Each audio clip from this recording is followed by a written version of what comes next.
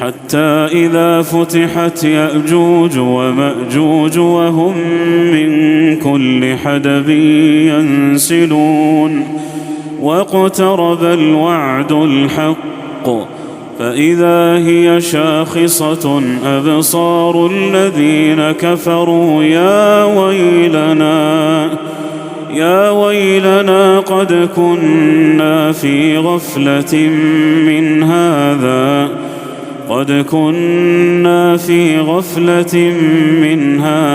بل كنا ظالمين. Yajuj Majuj adalah sebutan untuk kaum keturunan Nabi Adam alaihi salam, yang menjadi salah satu pertanda datangnya hari kiamat.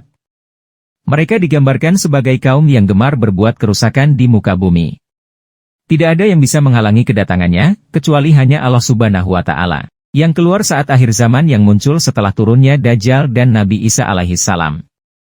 Mereka merusak apa saja yang ada di sekitar mereka. Jika mereka melewati satu danau maka air danau itu akan habis karena sifat rakus mereka. Telah bercerita kepada kami Muslim bin Ibrahim, telah bercerita kepada kami Wuhaib, telah bercerita kepada kami Ibnu Tawus, dari bapaknya dari Abu Hurairah radhiyallahu anhu dari Nabi Shallallahu alaihi wasallam bersabda, Allah membuka benteng Yajuj dan Majuj seperti ini. Beliau mengilustrasikannya dengan tangan beliau yang maksudnya 90. Dalam hadis lain, Rasulullah Shallallahu alaihi wasallam bersabda, hari ini, dinding Yajuj dan Majuj telah dibuka seperti ini. Lalu beliau melingkarkan ibu jari dengan jari telunjuk. Disebutkan bahwa Yajuj dan Majuj adalah keturunan Nabi Adam alaihi salam, juga termasuk keturunan Nabi Nuh alaihi salam, yaitu anak-anak Yafis. Yajuj dan Majuj berjalan dengan cepat untuk membuat kerusakan di muka bumi manusia. Demikianlah gambaran tentang sikap mereka saat keluar dari tembok penjaranya.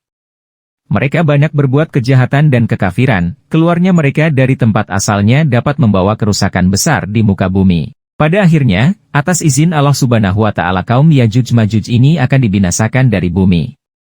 Ketika Nabi Isa alaihi salam turun ke bumi, beliau bersama kaum mukmin akan menghadapi keberingasan Yajuj dan Majuj. Beliau berdoa kepada Allah Subhanahu wa Ta'ala agar membinasakan kaum perusak tersebut.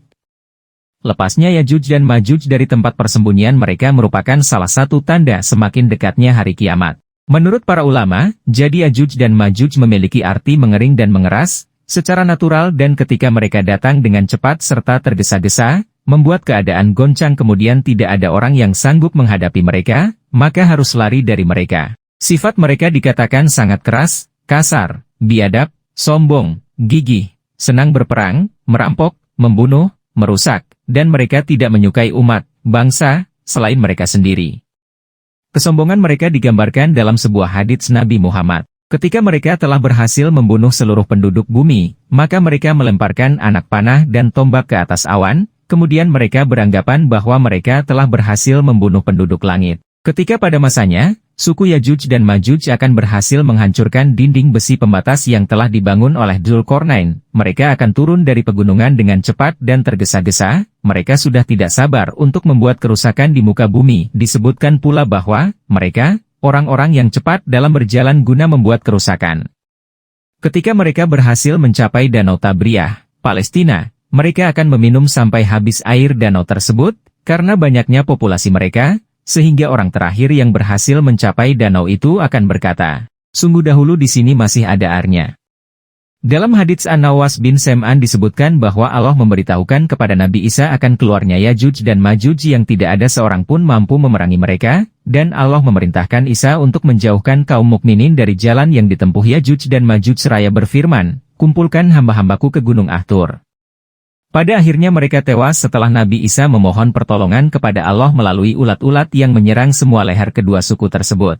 Pada zaman Yajuj Majuj banyak kaum muslimin yang menderita, hidup serba susah dan sengsara, bahkan tidak sedikit di antara mereka yang meninggal, karena sulit mendapatkan makanan dan air.